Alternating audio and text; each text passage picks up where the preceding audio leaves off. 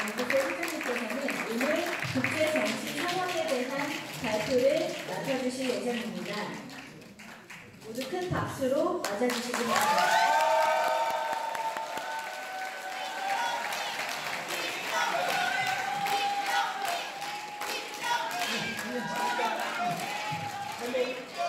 오늘은 초대 손님으로 오셨는데 여러 상황이 굉장히 말이 안 나오네요. 고맙습니다. 급하게 됩니다. 제가 안 보여서.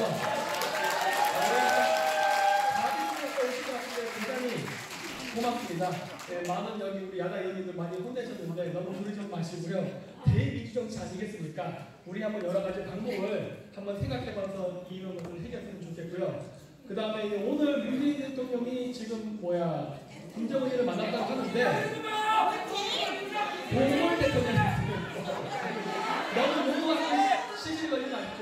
어쨌든 중요한 것은 무엇이냐면은 좌파들이 제일 좋아하는 프레임이 무엇입니까? 역사에 대한 정통성을 이야기합니다. 저도 그러면 한마디로 하고 싶은 게 무엇이냐면은 친일 논쟁 많이 하지 않습니까? 예전에 노무현 대통령도 친일 청산한다고 했다가 민주당은 죄다 친일파 출신이라고 조사하다가 중지된 적이 있었죠? 그런 것처럼 역사를 잊으면 안 된다고 하지 않습니까? 근데 일제시대 때 통치는 잊으면 안 되는데 그 이후에 일어난 6.25 전쟁을 벌써 까먹었냐는 거예요. 그러니까 전쟁을 일으킨 사람은 일본인만이 아닙니다. 북한도 있지 않습니까? 근데 북한은 용서해도 되고 일본이 용서하면 안 되는 겁니까? 또 사과부터 해야 되는 거 아닌가, 김정일? 원래? 사과하고 선거대제하고 그 다음부터 시작되는 게 원래 순서가 아니겠습니까? 그런 거 없이 국제사회의 모든 의견을 무시해가면서까지 경제적으로 퍼주려 하는 행위는 굉장히 국제적으로 심각한 문제를 일으킬 겁니다.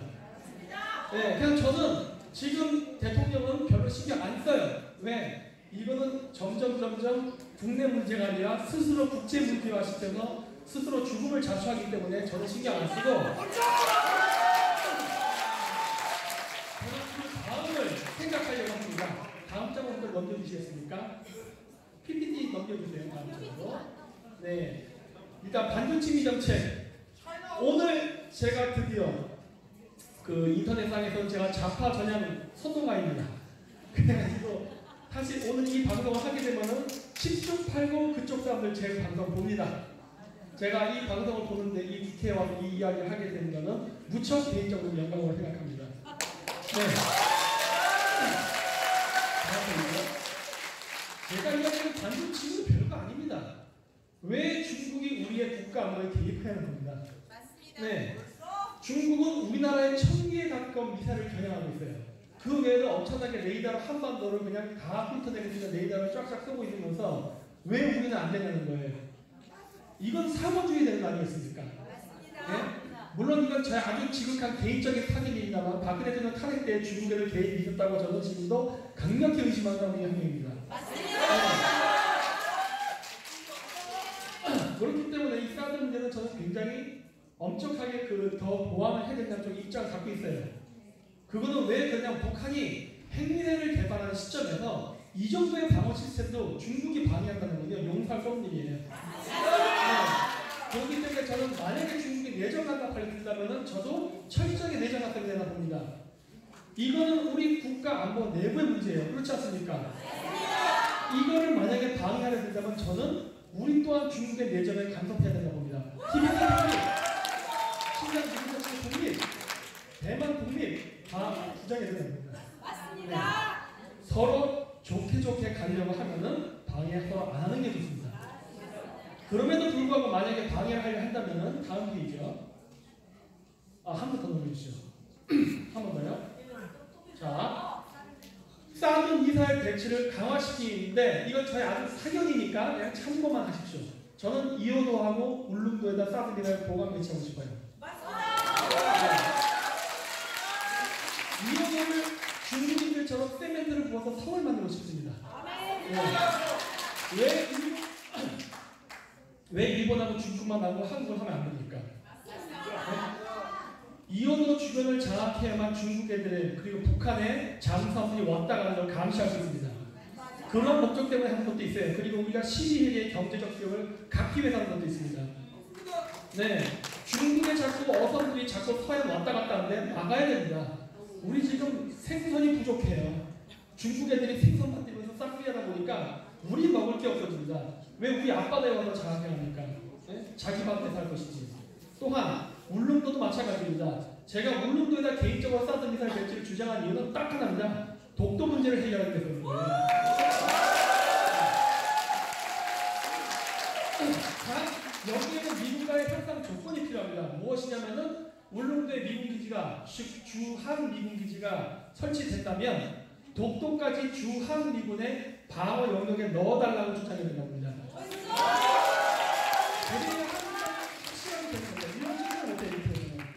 그런 부분 때문에 하는 것이고, 두 번째 목적은 일본을 위해서 그런 거예요. 내가 이 얘기를 왜 하느냐? 북한이 여태까지 장거리 미사일 실험할 때 전부 동해안을 썼습니다. 울릉도 쪽에서 방어 미사일 시스템이 움직인다면 일본까지 날아가는 거 울릉도에서 막아줄 수 있겠죠. 즉 우리는 영토를 가질 테니 너희는 안보를 받아라요. 네. 물론 원래 우리가 맞지만 거기다 영토 문제 하지 말자 이 문제는. 이게 제 개인적인 사견입니다. 그렇기 때문에 이제 그런 식으로 생각을 해본 겁니다. 다음은요. 또 하나는 무엇이냐면 무역에 대한 문제입니다. 이거 2년 전부터 계속 강의했던 내용이에요. 무엇이냐? 미중 무역 전쟁 반드시 일어난다. 일어났습니다. 일어났죠? 일어난다고 했지 않습니까? 반드시 일어날 것이고 일어났을 때 우리가 해야 할 것은 무엇이냐? 미중 무역 전쟁을 이용해서 부익을 창출하는 거예요. 네. 방법은 간단합니다. 미국 건 넣으면 돼요. 우리가 언제 미국 건 아니었다 미국 건 넣는 겁니까? 원래 미국이죠. 네. 원래대로 하면은 우리는 저절로 먹을 수 있는 게 있는데 이걸 우리가 스스로 발로 차버린 거예요. 지금 우리는 중국하고 미국이 싸우면서 미국이 중국 제품에다 관세를 올리고 있습니다. 중국이 여태까지 한국 무역 제품을 따라올 수 있었던 이유는 가격 경쟁이었어요. 중국 제품에 관세가 자꾸 붙으면 한국 제품과 중국 제품의 가격 차이가 얼마나 날 것 같습니까? 별로 안 나기 시작해요. 한국 제품 사줄 수 있어요, 미국이. 그쵸? 현대, 삼성, 기아 이런 거 자동차가 됐던 핸드폰 됐던 사주게 되면은 청년 실업 문제는 저절로 해결되는 겁니다. 그렇지 않습니까? 뭐 이렇게 어렵게 자꾸 국가 세금을 갖고 이 길바닥에 쏟아부어가면서 해주겠다는 거예요. 청년들을 그지로 만들면 안 돼요. 일을 해서 돈을 버는 습관을 들여야지 저절로 습관은 절대 안 됩니다. 근데 그 방법이 있지 않습니까? 그냥 미국하고 좋게 관계를 지내라 해요. 맞습니다. 지금처럼 국제사회의 의견을 무시하고 김정은 만나지 하지 말라는 거예요. 맞습니다. 이 간단한 걸 왜 안 한다는 겁니다. 한쪽이에요. 재밌게 하랬어요. 네? 이거는 쟤네들 좌파의 프레임 논리 중에 하나가 제국주의거든요. 뭐 미제국주의의 식민지라면서 남한이. 근데 얘들은 지금 북한의 식민지니까 지금 도대체 어떻게 된 거예요? 맞습니다. 이렇게 하면 안 된다는 거예요. 자주적인 국가를 건설하려면 돈이 필요해요. 돈. 근데 이 돈을 지금 막대하게 벌 수 있는 기회가 왔는데 이거 지금 발로 차버리고 있지 않습니까? 중국이 미국에 차지하고 있는 공산품 수출 비중을 우리가 50%만 뺏어와도 우리나라가 GDP 5만 불 달성합니다. 이번 정권은 신의를 잃었습니다. 안 돼요. 어차피 신의를 잃으면 더 이상 미국은 거의 제가 여기서 얘기 드릴 수 없어요. 하지만 그렇게 되면은 다음번에 기회가 올 수 있어요. 어쩌면 혹시 합니까? 재수정은 내려야 할지. 아무도 몰라요. 하지만 다음번 정권이 바뀔 때 선거에서 저희가 지면 안 됩니다. 그리고 반드시 다음번에는 우파 정권이 생기면 되고 정확하게 한미 군사동맹 강화를 부활시켜야 됩니다. 네. 근데 한미 군사동맹을 강화시키고 제가 앞쪽에 얘기했던 사드 배치 이야기를 하게 되면 우리가 돈 드는 문제가 되는 겁니다. 돈. 그러면 우리 돈이 나가는 거예요. 근데 제가 우파적 시각을 가졌다고 해서 저는 미국을 무조건 지지하자는 입장은 아니에요. 국익주의이기 때문에. 그러면 우리는 미국의 사드 미사일과 군사를 강화할 때 그 비용을 어떻게 충당해야 될지를 생각해야 되는 겁니다. 지금 문재인 정권처럼 세금 올리자 이런 거 하면 절대 안 되는 거예요. 우리 먹고 살기 힘들어요. 그러니까 세금 안 올리고 할 수 있는 방법이 무엇일까 하는 거예요. 중국 시장을 뺏어서 한국에게 달라고 내부적인 협상을 하는 겁니다. 그 마진으로 미국이 미국 사줄게 해요. 그 마진으로 세금 안 건드리고 우리 제품 더 미국 시장 팔려달라요. 왜? 우리나라 삼성이고 현대고 외국 주식이 더 많은 거 아시죠? 60% 이상인 거. 미국 시장에다 한국 제품 팔리면은 미국의 투자자들도 돈 법니다. 네? 벌어요. 손해 보지 않는 장사예요. 플러스 우리 뭐 한대 주는 겁니까? 우리가 벌은 이익 지분에서 또 잘라가지고 미국 무기 사주겠다예요. 단 우리 세금은 안 쓰겠답니다. 네. 그렇게 된다고 봐요. 그렇기 때문에 한미 군사 동맹을 강화하면서 미중 패권 경제 속에서 우리가 정확하게 미국 편을 들므로써 중국이 갖고 있는 미국의 시장을 가져와야 되는 거예요. 네. 많은 무기를 사줘야 되기 때문에 이어도하고 울릉도까지 군사기지 강화하자는 거고, 그래야 미국 무기를 많이 사주는 거고, 그냥 공짜로 못하겠으니까 저기서 거기다 플러스 알파로 독도와 이어도를 한국의 국토를 집어넣는 전략까지 쓰는 거예요. 이래야만 된다고 저는 봅니다. 네, 그 다음이요. 군법무 문제. 저는 이제 우리나라 군법무 절대 국회의원들 줄이는 것 같고 선거 공약으로 쓰면 안 된다 봐요. 더 이상 줄일 수가 없습니다. 맞습니다. 네. 저는 군대를 갔다 왔어요. 네, 군대 갔다 온 사람입니다. 이 군대 안 갔다 온 사람들이 군대 갔다 온 이 군 실정을 잘 모르는 것 같은데, 더 이상 군대를 줄이게 되면 우리나라 군대 훈련이 안 돼요. 맞습니다. 다 그거 뭐 당나라 군대 갖고 전쟁할 겁니까? 이러면 안 되거든요. 군법무 더 이상 줄이면 안 돼요. 동결시켜야 됩니다. 그거는 국가 안보를 위한 것도 있지만 또 한 가지 문제가 있는데, 그것이 바로 실업자 문제입니다. 군 복무를 나가는 만큼 실업률을 낮춰주는 방패막이 정책을 해야 할 수 있어요. 이거 모르셨죠? 군 복무가 있음으로써 실업률을 낮춥니다.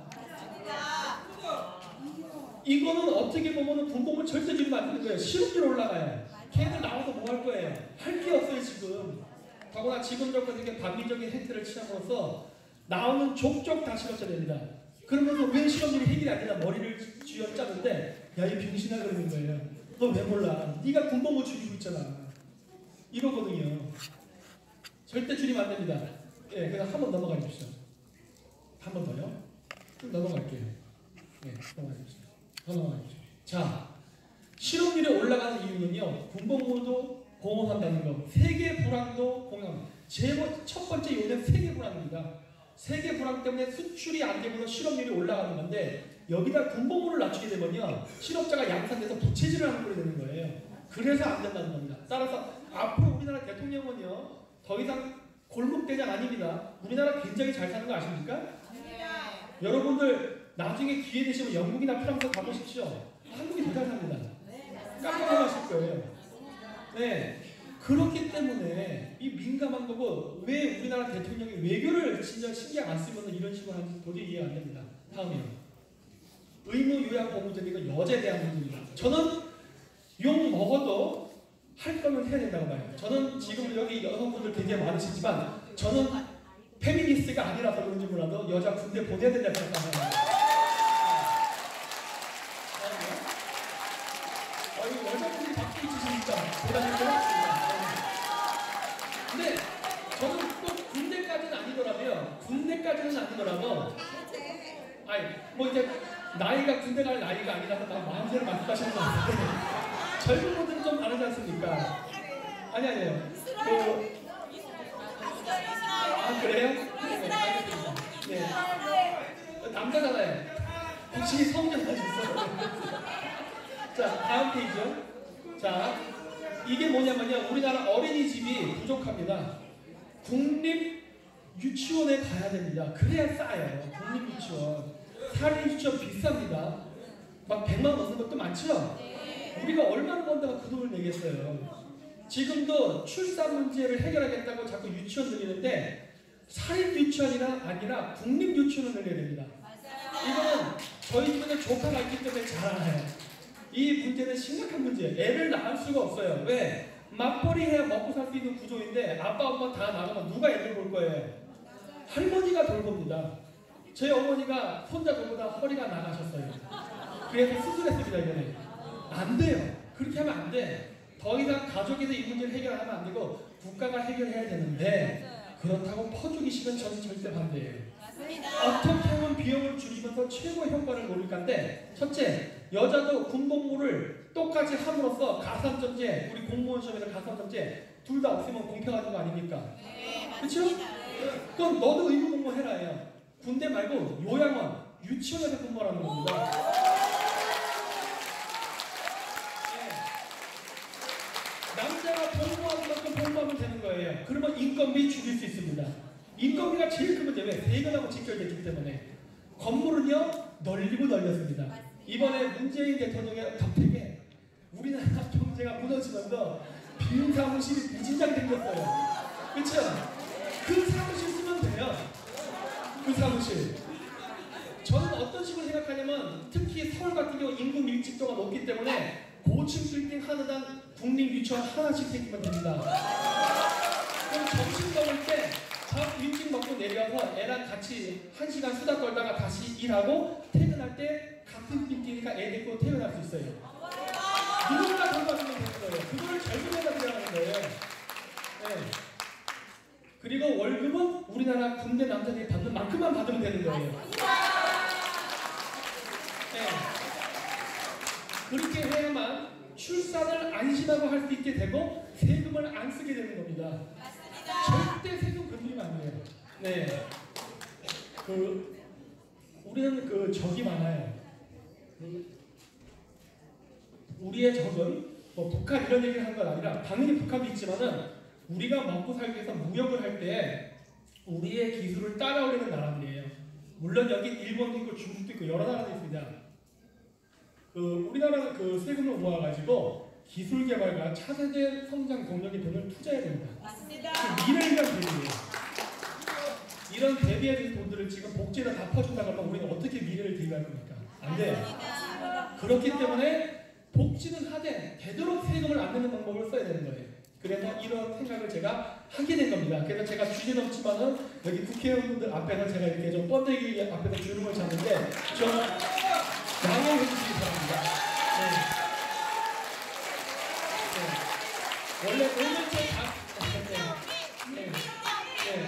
원래 오늘 제 강의는 이런 내용이 아니었습니다만, 이왕 온 거 신세한테 하지 말고 우리 아플리나 보자 이런 목적으로 해서 커리큘럼을 완전히 바꿔서 다시 갖고 온 거예요. 네. 다음 페이지 넘어가겠습니다. 제가 쭉 넘어가겠습니다. 네. 자, 그 다음에 1번 파견 근무제. 제가 1번 파견 근무제 얘기했더니 뭐 친일파 김정은 난리를 치더라고요. 웃기도 소리 하지 말라는 겁니다. 제가 이걸 하는 두 가지 목적이 있습니다. 첫째, 지금 문재인 정권이 하는 것처럼 국민 세금 써서 일자리 창출 안 하겠답니다. 누구 돈으로 하려는 겁니까? 일본 돈이에요. 남의 돈으로 해야죠. 일본은 저출산 고령화 때문에 지금 사람이 딸립니다. 없어요, 사람이. 제가 친구들을 많이 보냅니다. 저는 공작합니다. 저는 늘 얘기하지만 제 방송은 프로파간다가 공작을 집어넣습니다. 그렇기 때문에 저는 공작원들을 많이 풀어놔요. 일본, 이제 동경에 있는 대기업까지도 외국인 비율이 올라가고 있습니다. 사람이 없어서. 공장에도 일본인이 부족하지만 대기업 좋은 직장에도 일본인 청년이 부족할 정도예요. 우리나라 사람들 일본 가면은 취업할 수 있습니다. 단 지금같이 중국이랑 한편이 돼가지고 소녀상 받는다고 중국 돈 받아가지고 건설하고 이따위 짓 하면은 절대 일본이랑 이런 거 할 수 없어요. 맞아요. 그래서 제가 2년 전에도 강의할 때 그랬어요. 위안부 문제를 자꾸 제재하면서 반일 감정 만들지 마라. 왜? 한일 후합부 재계약해야 되는데 이런 식으로 분위기 험악하게 되면 재계약 안 된다. 위험하다. 우리나라 금융위기 오니까 심각하게 고려해라. 반대하고 있어요. 네. 그 길을 하는 거냐? 다 방법이 있고 순서가 있는 것입니다. 지성비대로 이 세상을 살 수 없지 않습니까? 우리가 미국도 아니고 미국도 지성비대로 안 하는데 우리 같은 조그만 나라가 어떻게 우리 성질들을 하겠습니까? 국제 질서라는 게 있어요. 원하든 원하지 않던 그 질서 속에서 문제를 해결해야 되는 겁니다. 그냥 멋있게 그냥 뭐 반일하지만 뭐 우리나라의 개돼지 같은 좌파 국민들이 와 하는데 그게 해결책이 아니라는 거예요. 싸움은 냉정하게 복싱할 때 얻어 터져도 눈 뜨고 맞으라는 얘기 많이 하죠. 맞으면서도 냉정을 하면 잃지 말아야 이기는 겁니다. 네. 국민 세금 쓰지 말고 일본에 파견해가지고 거기서 일단 실업자 문제를 우리가 해결하자 해요. 남자 군복무, 여자 요양근무 실업률 낮춰질 겁니다. 단순히 실업률만 낮춰지는 이런 정책을 하려면 편법 정책이 되는 거예요. 단순히 통계적으로 실업률을 낮추기 위해서. 실질적으로 국민들이 느낄 때 실업률이 낮아지면서 효과가 있다는 걸 느끼게 하려면 뭘 해야 되니까 청년 일자리를 마련해 줘야 돼요. 그렇죠? 청년 일자리를 마련할 수 있는 방법은 뭐였습니까? 아까 제가 앞서 사드리 찌는데 얘기했죠? 그거를 무역관계와 엮어서 수출을 증대시켜서 국내 기업이 우리 청년들을 고용할 수 있게 환경을 조성한다. 첫째. 두 번째가 바로 일본 쪽으로 취업을 주선해가지고 많은 실업자들을 줄여서 진짜 실질적인 실업률 통계가 낮아지는 것과 국민 체감이 일치하게 만들어져야 된다예요. 그러면은 진짜 청년들 직업 갖고 일할 수 있습니다. 또 하나 제가 정말 탐을 내는 게 무엇이냐면요. 일본의 기술입니다. 일본이 옛날 때는요. 절대 기술 가르쳐주지 않았어요. 요즘은 가르쳐주려 합니다. 왜? 사람이 없어요. 이제는 흑인들도 초밥을 만듭니다. 아 이거 흑인비 아니에요. 오해하지 마세요. 옛날 때는요. 저 같은 한국인이 제가 일본에서 신문 배달했다지 않습니까? 일본 유학 때.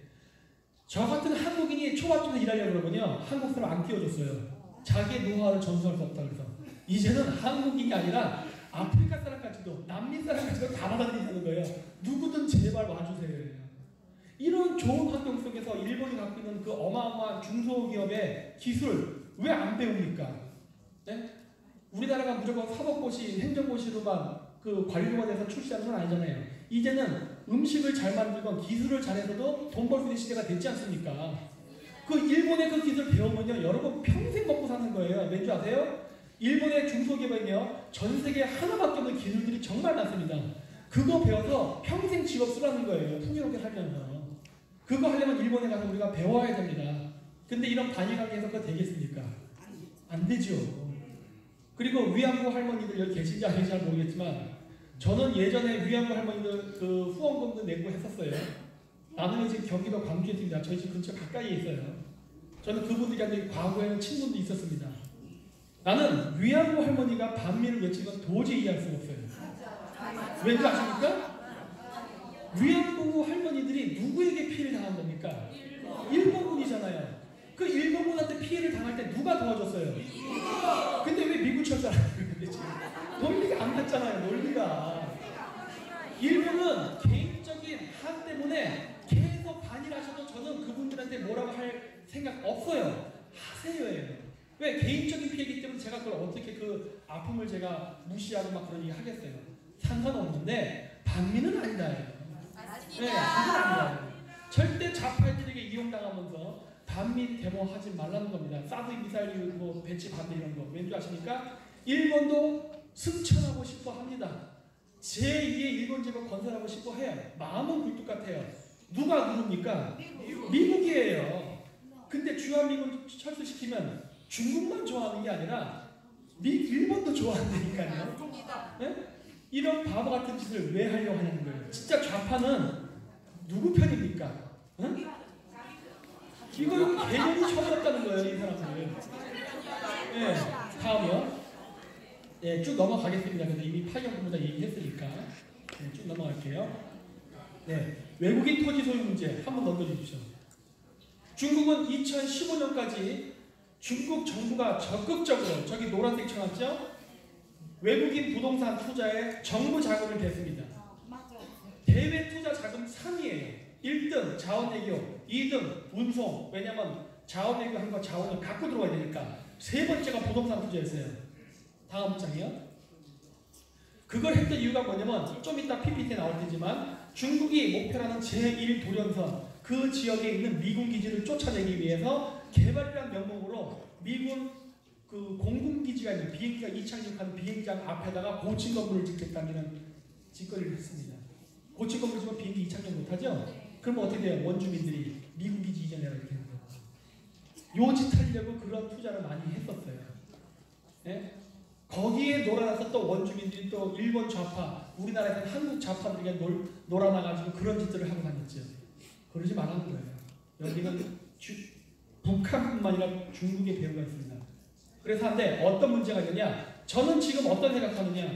여기 우리나라 지금 특히 제주도 같은 경우는 굉장히 이 중국인들이 제주도 땅을 거의 석권하고 있습니다. 앞으로 이렇게 나가면 국내인보다 중국인이 더 우리나라 제주도 땅을 많이 사게 될 거예요. 그거 돌려받아야 됩니다. 왠지 아십니까? 그거 중국이 제주도가 중국화 되게 되면은 지금 중국이 목표하는 제1도련선의 완성이 되기 때문에 그래요. 막아야 됩니다. 근데 그걸 어떻게 막아야 되냐? 당연히 중국의 부동산을 가져와야 됩니다. 어떻게 가져올 거냐가 문제예요. 그렇죠? 간단합니다. 또 다시 처음으로 돌아가서 얘기할게요. 사드 배치, 한미 군사 동맹 강화로 우리가 미국 무기를 많이 산다. 그 조건으로 중국 제품 사지 말고 한국 제품 사는 걸로 방향 선회한다 그랬죠? 네. 그러면 중국 경제 나빠지게 될 겁니다. 맞습니다. 중국 경제가 나빠지게 되면은 중국 기업들이 부도가 나기 시작할 거예요. 그러면 중국 기업들은 부도를 막기 위해서 자금을 융통해야 되는데 그러면 해외 부동산 매각하기 시작할 겁니다. 그때 헐값에 사들이면 돼요. 비싸게 팔고 헐값에 걷어들이는 겁니다. 미국이 지금 하고 있지 않습니까? 왜 우리 나라니까? 한미 동맹으로 벌어들일 수 있는 경제적 이득이 어마어마해요. 제가 말을 안 하고 아꼈는데 너무 답답해서 얘기하는 거예요. 제발 중심들을 알아들으라 해요. 네. 그래서 그것뿐만 아니라 플러스 무엇을 해야 되느냐? 지금 이 모든 무역이 됐던 비자, 여권 부자는 상호주의입니다. 우리는 중국 가서 주택은 50년, 공장 부지 30년 임대입니다. 왜 우린 중국에 팝니까? 안 돼. 미중 무역 경쟁 속에서 미국과 중국의 사이가 나쁠 때 지금 이 시리를 이용해가지고 우리는 국제사회에다가 중국의 부동산 문제를 강력히 규탄하면서 왜? 부동산 구매 중에 군사적 목적도 많아요. 그거를 문제 삼으면서 중국의 부동산을 강제 몰수가 있는 거 몰수하고 할 수 없는 것들은 소급 적용해가지고 앞으로 30년만 쓰고 나가라고 봤거든요. 그거는 복수한 거예요. 복수예요. 부동산값 팍 떨어집니다. 그렇죠?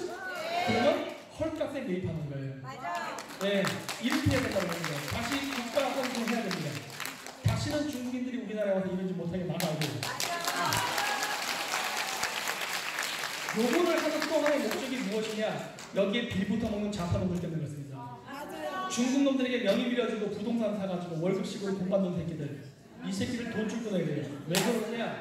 얘네들이 그런 돈줄이 있기 때문에 360을 방어를 해서 촛불 드는 겁니다. 네. 여러분들 텔레비전 하실 때 힘드시지 않습니까? 네? 생계도 걱정해야 되고 뭐 할 거 많잖아요. 그러면서 어렵게 하는데 쟤네들은 어떻게 저렇게 느긋하게 할 수 있냐는 거예요. 도대체 돈이 어디서 나오길래?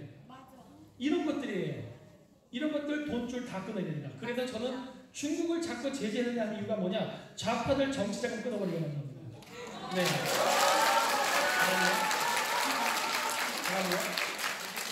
네, 이 얘기는 그래도 제가 생략할게요. 대마도 문제 여러 번 얘기했으니까 통과하겠습니다. 그 다음에요. 자, 그래서 저기 노란색 선이 거치는 게 제1도련선이라고 해서 중국이 잡아먹으려는 또 지역입니다. 저 지역 안에 미군 기지가 있어요. 그렇기 때문에 저 지역 안에 미군 기지에다가 부동산 투자를 하는 겁니다. 맞아요. 최근에는 태양광 산업하죠. 네. 응? 우리나라 국군 기지 옆에다가 사드 기지 옆에다가 이 짓거리 하고 있다고요. 태양광 산업 누가 연결되는지 다 아시죠? 네. 이거는요 에너지 산업이 아니에요. 스파이 활동입니다. 뿐만 아니라 이번에 석탄 세탁하다 걸렸죠. 네. 그거 보도한 보안뉴스기가 쫓아낸다고 청와대가 그랬지 않습니까? 네? 태양광 산업은 태양광 산업 세탁 나중에 정권 바뀌면 좀 조사해야 됩니다. 저거. 네? 길을 기다리고 있어요. 살만 달고 있습니다. 지금. 네, 다음이요. 넘어가겠습니다. 네. 다음이요. 그럼 선택적 이미지도 뭘 해야 된다는 이런 얘기를 했던 건데 그렇게 해서 지금부터 아이가 태어나다 치더라도 그 아이가 세금을 내려면 20년을 기다려야 되는데 그 20년 동안 어떻게 할 거예요? 누군가 돈을 메꿔줘야 됩니다.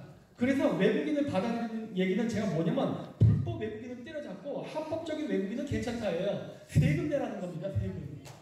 네. 그런데 거기에도 또 룰이 있습니다. 뭐냐? 첫째, 북한이랑 교류하는 나라는 절대 받아들이지 않는다. 예를 들어 예배 같은데 절대 안 됩니다. 왜? 얘네들이 우리나라에서 일을 하면 어떤 일이 발생하는지 아십니까? 얘네들 돈의 일부가 북한으로 흘러 그렇게 거예요. 북한과 사업을 하고 있는 나라는 절대 그 이민 받아들이지 않는다. 조건입니다. 맞습니다. 여기는 중국도 포함되는 거예요. 맞아요. 네. 그 다음에 한 번 넘겨주세요. 한 번 더요? 네. 더 넘겨주세요. 네. 그 다음 무엇이냐? 앞으로 지금 문재인 정권이 생각하는 방식이 아닌 미국이라던가 서방 국가 그리고 우리나라 국익에 맞는 새로운 실크로드가 열릴 겁니다. 네. 비공개 강의 때 오신 분들은 잘 아실 거예요. 제가 이거를 여러 번 가겠습니다. 열릴 겁니다. 하지만 그때 이 열리는 상황이 닥쳤으면 안 된다요. 네. 여기 중국에서 와가지고 중국에서 먹고 살 거 없으니까 우리나라에 와가지고 살면서 한국에서 월급 받고 사는 주제에 중국 편을 드는 이러한 행동을 하는 외국인을 왜 우리가 받아들여야 됩니까? 네. 우리가 우리나라에서 충실해야죠. 자, 그래서 어떠한 생각이냐? 예를 들어서인데 저 남쪽 바닷길도 중요합니다. 우리나라가 앞으로 전략적으로 좋은 관계를 맺어야 될 나라 중에 하나가 베트남입니다. 세계에서 가장 평균 연령 인구가 젊은 나라예요. 21살이가 그렇습니다. 인구 9,500만. 가능성 있는 나라예요. 그리고 철저하게 중국하고 대립하면서 나가는 나라. 물론 빨갱이 국가이긴 해요. 하지만 그것과 상관없습니다. 왜? 베트남 사람도 굉장히 쿨합니다. 제가 생각하는 건 뭐냐면요. 우리나라가 해외 시장을 개척할 때 앞으로 친한파를 많이 만들어야 되는데 어떤 식으로 만들어야 되느냐. 제가 중국의 해외 건설 파견을 나갔을 때 겪었던 일이었는데 무엇이었느냐. 문화적 차이 때문에 외국인 노동자를 쓰는 게 굉장히 어려웠습니다. 한국에서는요 어느 정도 돌아갔어요. 왜? 한국이란 바운더리 안에서 일하기 때문에 움직이지만 우리가 외국으로 나가게 되면요 그 외국인 노동자들이 일을 안 해요. 우리가 외국인이고 걔네들이 본토인이기 때문에. 그래서 어떠한 생각을 하냐. 어차피 우리나라에서 저임금 노동하는 공장은 필요합니다. 한국 사람들 일 안 해요. 안 하는 것도 있고 저출산 때문에 사람이 부족한 것도 있어요. 현실이에요. 오케이. 그렇다면 받아들이긴 받아들이겠다요. 왜? 그래야 생산성을 확보할 수 있으니까. 물론 걔네들 반드시 세금내야 됩니다. 그런데 그렇게 할 때 우리가 전략적으로 진출하고자 하는 국가의 사람들을 노동자를 데리고 와서 우리나라에서 일을 시켜야 그 사람이 한국말을 배웁니다. 한국말을 배우고 한국의 문화 시스템을 이해해요. 뭐 쉽게 얘기하면 밤에 야근하는 거. 아직도 우리나라 야근 안 하면 안 되는 시스템입니다. 저 남동공단에서 일했습니다. 발월공단에서 일했고, 네, 저 지게자동차 좋아해요. 그런데 한국에서 이런 식으로 근무 환경에 익숙해진 사람들이 돈 벌고 자기 나라로 돌아가야 친한파가 됩니다. 그리고 우리나라 그 대기업이나 아니면 산업인력공단 같은 데서 그 사람들 명단을 파악하고 있다가 우리나라의 중소기업이 됐던 대기업이 그 나라에 진출할 때 그 사람들 명단을 제공해주면서 우선 채용하라고 해야 되는 거예요.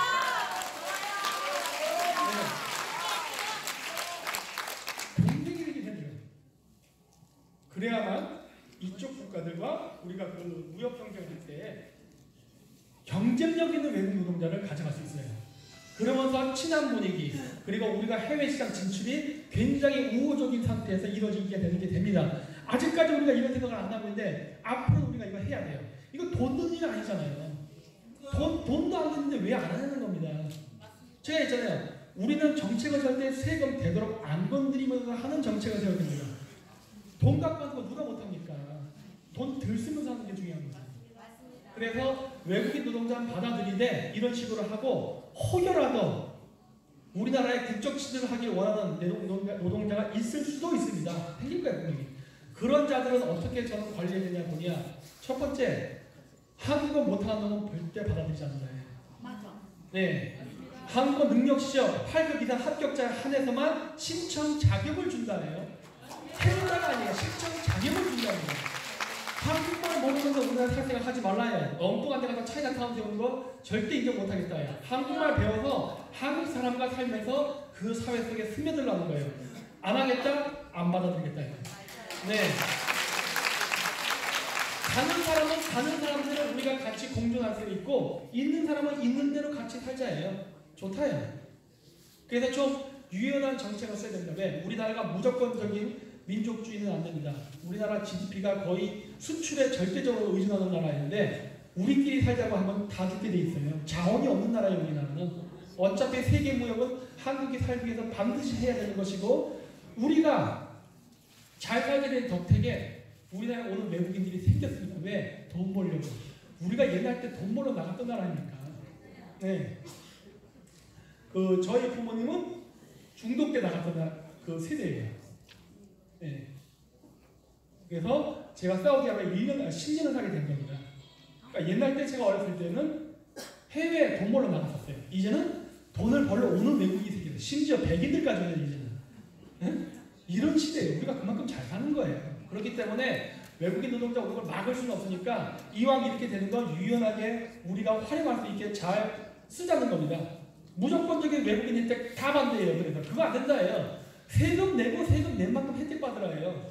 왜 세금 안 내면서 혜택 받으려니까? 네. 네, 다음이요. 네, 다음. 네, 이건 마지막 상속세 0% 호원 감세. 나 지금 이 얘기합니다. 이거 제가 얘기하면 논란의 소지가 많다고 아각거리는 사람 많은데 저는 다 입당으로라고 얘기하는 겁니다. 왜냐? 지금요 가계부채가 장난이 아닙니다. 제가 이렇게 얘기하는 이유가 있어요. 가계부채, 회사 부채 장난이 아니에요. 부자들이 어쩌자래. 부자면 뭐합니까? 빚이 있는데. 네? 여러분들 여기 이제 빚 없는 분 계십니까 혹시? 조용하시네요. 저도 빚이 있어요. 빚이 있는데 빚이 있는 상태, 빚은 자산에 포함된다니까요. 내가 10억의 재산이 있는데 8억을 은행 대출을 빌렸어도요. 내 자산은 10억입니다. 빚 빼고 2억 갖고서 세금 매겨주지 않는다고요. 세금도 다 내요. 이자도 다 내. 근데 여기서 부모님 돌아가 보십시오. 어떻게 됩니까? 상속세 나라면 몇 프로입니까? 죽어요. 저 죽습니다. 이런 문제가 지금 걸린 사람이 한두 사람이라 보십니까? 이게 무슨 부자? 중산층, 심지어 저소득계층까지 이 문제가 다 맞물려 있어요. 지금 우리나라가 지금 이 경제 불황 속에서 살아남으려면요 지금 있는 재산이라도 간신히 지키면서 현상 유지라도 해야 됩니다. 과거 일본의 잃어버린 20년처럼 최소한 지키기라도 해야 돼요. 성장을 못한다 하더라도.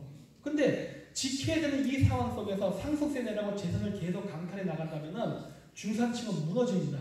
부모님이 죽는 순간 그 부모님이 죽은 가정의 중산층은 하나씩 사라지게 돼 있어요. 그러면 우리나라는 지금 문재인 정권이 원하는 대로 바로 전 국민의 북한 주민을 할 수 있습니다. 하고 개인도 가계 대출 때문에 망하는 사태가 발생합니다. 이게 무슨 여기에 가장 근본적인 문제는 저출산 고령화가 굉장히 큰 문제입니다. 저출산 고령화 때문에 국민연금은 더 필요한데 세금 낼 사람이 없죠. 돌아가신다면은 그 가정은 망하는 거예요. 그거를 방지하려면 어떻게 되냐는 거예요. 상속세 낮추라는 거예요. 제 심장 안에서 빵꾸를 하고 싶지만은 안 된다면 낮추기라도 한 거예요. 중산층이 무너지게 오늘 국회의원부터 택시 타고 하는 택시 운전사가 재밌는 얘기를 하더라고요. 조심스럽게 서로 눈치를 보다가 이제 얘기를 꺼냈는데 혹시라도 서로 정치적인 다르면 어떨까 하고 고민하다가 이제 얘기를 꺼냈는데 웬걸 같더라고요. 그분이 그러더라고요. 우리나라는 최상층하고 최하층이 살기 좋은 나라고 어리버리한 중간층은 다 힘든 나라다. 맞습니다. 저소득층 가만히만 있을 때 막 퍼주잖아요. 그렇죠? 누가 다 돈 내줍니까? 중산층이에요. 근데 중산층이 죽으면 누가 세금 낼 겁니까? 중산층을 그렇게 때려잡으면 누가 세금 낼 거냐는 거예요. 세금 낼 사람을 죽이지는 말라요. 황금알을 낳는 거위를 죽이지는 말라요. 죽이지는 말라요. 힘들어요 지금. 그래서 이런 문제들을 하나하나 해결하면서 이 문제를 해결하는 건요 5년 갖고 되지 않습니다. 5년 갖고 되지 않아요. 적어도 어떤 국가 정책이 하나의 빛을 발하기에는 적어도 20년이라는 세월이 필요합니다. 저쪽 좌파들이 얘기하는 20년 장기 집권이 아니라 우리 쪽에서 20년 장기 집권이 필요한 거예요. 그래야 이 모든 것이 바뀌게 됩니다. 체질 개선이라는 시간이 걸려요. 국가는 하나의 거대한 배와 같기 때문에 키를 돌렸다가 한 번에 그 효과가 나타나지 않습니다. 20년이 돼야만 우리나라가 정상 궤도로 전입하는 시기예요. 지금으로부터 약 2038년이 되는 겁니다. 청사진을 보고 가야 돼요. 앞으로 저는 그래서 여러분들에게 당부드리고 싶은 말씀은 무조건 문재인 나가라가 아니라 문재인 나가면 우리 이거 할 거다라는 식으로 나가야 돼요. 네. 네, 왜냐? 대안은 갖고 바꿔야 될 거 아닙니까? 대안은 갖고. 네. 문재인 갖고 우리 이거 하겠다. 이러면서 나가야 되고 그래야만 우리 그 촛불 집회 때 속아서 넘어갔던 사람들 많습니다. 저쪽으로 맨날 그 고해성사하는 사람들 많아요. 박사님 제가 그때 촛불 들었던 사람인데 속았습니다. 죄송합니다. 이게 저한테 이메일 온 사람 굉장히 많아요. 좋다요. 다음번 선거 때 실수하지 말라요.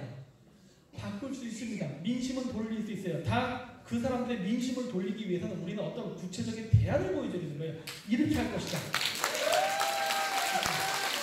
그렇기 때문에 저는 개인적으로 주사파들이 공산주의자라고 생각합니다. 이 얘기 먼저 고소당하려나? 어쨌든 간에 상관없이 저는 그런 이야기로는 제가 73년생 40대거든요. 이 주사파 세대입니다. 쉽게 얘기하면 제 세대 90%가 주사파 세대예요. 그러니까 정교조 세대. 가장 좌파적 성향이 강한 사람들인데 이 사람들을 돌려야 됩니다. 이 사람들을 돌려야 되는데 이 사람들을 돌리면 뭐예요? 너 취업시켜줄게. 너 밥 먹고 살게 해줄게. 네 직장 안 잘려. 이게 중요한 거예요. 지금 문재인 정권이 계속 똥볼 차면서 경제 무너지고 40대가 무너지고 있습니다. 제가 예전에 방송 때 그랬어요. 문재인 똥볼 차서 40대가 대량 이민을 가게 될 것이다. 지금 진짜 일어나고 있습니다. 문재인을 찍었던 애들이 똥 싸놓고 한국을 떠나려고 그래요. 누구 마음대로. 나가지 말라요. 이민 가지 말고 우리 찍고 나가요. 우리 찍고 나가. 아니면 우리를 찍으면 안 나갈 수도 있어요. 자, 우리가 20년 장기 집권을 하려면 경제 성장이 보장이 돼야 됩니다. 경제 성장 없이 장기 집권이 어떻게 가능하겠습니까? 정권 바꾸는데 이거 또 똑같네? 이렇게 되면 또 정권 뒤집히는 거예요. 그러면 20년 동안 장기 집권하려면 안정적인 경제 성장이 이루어져야겠죠? 그 안정적인 경제 성장을 보장받기 위해서 우리는 뭘 해야 될까요? 조용해지시네요. 여기서부터 미국과의 외교가 필요합니다. 여기서부터. 우리가 정권이 바뀌면 너희와 끝까지 간다. 한미군사동맹 끝까지 간다. 강화시킬 거예요. 강화시키라는 게 제가 뭡니까? 강화시키라는 거 말은 안 하겠다. 당장 내가 사드 미사일 배치 구매할게. 트럼프 사는 거 되게 좋아하잖아요. 네? 사줄게. 대신에 나 살 때 백악관에서 사인하고 거기서 기자회견하게 해줘. 왜? 나도 얼굴 비춰야 되니까. 네? 그래야 되는 거예요. 대외적으로 자랑질도 해야죠. 대신에 내가 사는데 돈 필요한데 돈을 국민 대부분 주고도 나도 못하겠으니까 중국 시장을 나에게 넘겨라. 한 번에 주지는 않아도 된다. 한 번에 주진 않아도 되는데 매년 중국 시장을 나에게 10.5%씩은 내놔. 계속. 왜? 그럼 우리는 계속 수출 그래프가 향상되는 쪽으로 갈 테니까. 그렇죠? 야, 이번에 5년 했더니 수출이 잘 되네. 잘했구나. 다음번에도 뽑아야지. 또 뽑고 또 어떻게 돼? 자꾸 수출이 올라가면 또 뽑아야지. 이렇게 만들어야 돼요. 경제를 잡지 않고 자유민주주의를 얘기해봐야 저희 40대 이하는 안 듣습니다. 맞습니다. 경제가 첫째예요. 맞습니다. 따라서 미국한테 야 중국 시장 100%냐 이럴 필요 없다고요. 전력 미국도 절대 주지 않습니다. 이 세상에 그런 거래는 없어요. 하기 때문에 그러한 장기적 플랜을 갖고 미국하고 협상을 하는 거예요. 그래야 우리 한미 군사 동맹이 강화되고 동북아시아에서 미국의 패권 전략, 대중국 견제 전략이 가능하다예요. 그러면 우리는 또 뭘 해야 돼요? 물론 중국 경제는 우리도 필요한 거지만 북한 좀 어떻게 좀 해줘야 돼요. 북한 하고 싶다예요. 근데 우리나라 혼자로는 안 되잖아요. 이 남북한 문제는 우리 민족끼리 하는 거 아니면 다 아시죠? 4강의 이해관계가 있는 겁니다. 물론 그 중에 으뜸이 미국이에요. 그러니까 이 문제에 대해서 통일을 하는데 도움을 달라요. 근데 제가 얘기한 통일은 쟤들이 얘기한 통일과 전혀 다른 방식입니다. 저는 남북 통일에 대해서 강력히 주장하지만 1체제 2국가를 이야기하는 사람이에요. 여기서 이야기하는 1체제는 바로 자유민주주의예요. 자유민주주의, 자본주의를 기본으로 한, 왜? 만약에 남북 통일 그냥 시키면 어떤 일이 발생하는 줄 아십니까? 여러분 땅 투기하러 가십니다. 그래서 안 돼요. 그리고 북한 애들 일하러 남쪽으로 내려옵니다. 개판돼버려요. 그렇기 때문에 한 체제 속에는 일단 이국가 체제 할 수밖에 없어요. 일단 통제를 해야 돼요. 인구 이동을 막아야 됩니다. 그래야지 쇼크가 일어나지 않고 서로 간의 피해를, 상처를 받는 일이 생기지 않아요. 그렇기 때문에 그런 일들을 해야 되거나 이런 장기적 청사진을 해서 미국의 국제사회가 한국을 북한에 대한 정당성을 주고 남북 통일을 승인하는 쪽으로 해서 그거를 같이 가져가자고 해야 돼요. 그거 해준다면 내가 중국 경제에 대해 적극적으로 도와줄게 이렇게 나가야 되는 거예요. 이 세상에 공짜가 없는 거거든요. 거래하자는 거예요. 여태까지 우리나라는 거래를 하지 않았어요. 이제 거래해야 됩니다. 왜? 우리나라는 이제 세계에 손꼽히는 강대국이고 부자 나라입니다. 이제는 우리는 국제사회 문제에 의무를 다해야 돼요. 네. 의무를 다하니까 경주내 나라예요. 경주내 나라. 이권관계 내놓으라니까. 사업 이권관계. 중동 유전지대도 필요하면 달라요. 그 얘기는 시간 관계상 제가 오늘 얘기 못하지만은 온갖 방법이 다 있습니다. 세금 안 내고 하는 방법을 써야 돼요. 그럼으로써 우리나라가 이 방법을 통해 가지고 강대국이 돼야 됩니다. 그리고 지금 그 기회가 왔어요. 어쩌면 우리는 우리 세대 내에 놀라운 일을 볼 수도 있어요. 그리고 이러한 모든 일들은 어쩌면 미국이 자국의 이익을 극대화하는 과정 속에서 한국이 어부지리를 얻을 수 있는 기회가 생겼습니다.